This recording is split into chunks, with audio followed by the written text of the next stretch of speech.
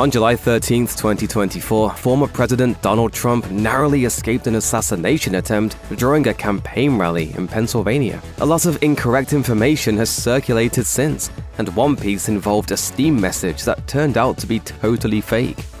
On the morning of July 18th, reports began circulating that connected a Steam account to the gunman, 20-year-old Thomas Matthew Crooks. Crooks was killed at the scene after critically injuring 2 rally attendees and killing another, as well as leaving Donald Trump with a wound to his ear. Fox News reported that an investigation into the shooting uncovered a Steam account believed to belong to Crooks. In the account's profile, which was shown in a briefing with multiple US senators, was an ominous warning. July 13th will be my premiere. Watch as it unfolds. A report from CBS has now debunked this story, and it seems that the Steam account did not actually belong to Crooks, but rather an unidentified troll. On X, formerly Twitter, journalist Eric Toller has drawn attention to the fact that the owner of this account seemingly changed their display name the day after the shooting occurred, according to Steam ID. Toller noted that the real Crooks didn't seem to have been very active on social media prior to the attack last weekend, adding,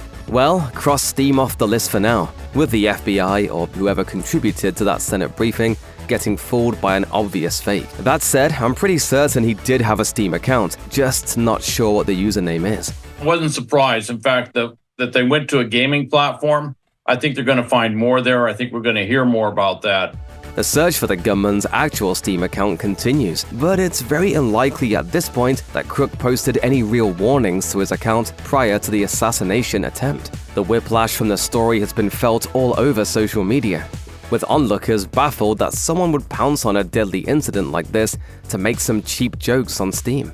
Others are shocked that this bizarre hoax made it as far as it did, while some gaming fans are confused as to why a government investigation into an attempted assassination is looking so closely at Steam.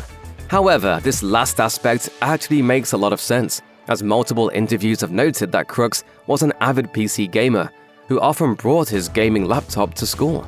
The search for the shooter's real Steam account is apparently ongoing, as federal law enforcement officials attempt to ascertain a motive for the attack on July 13th.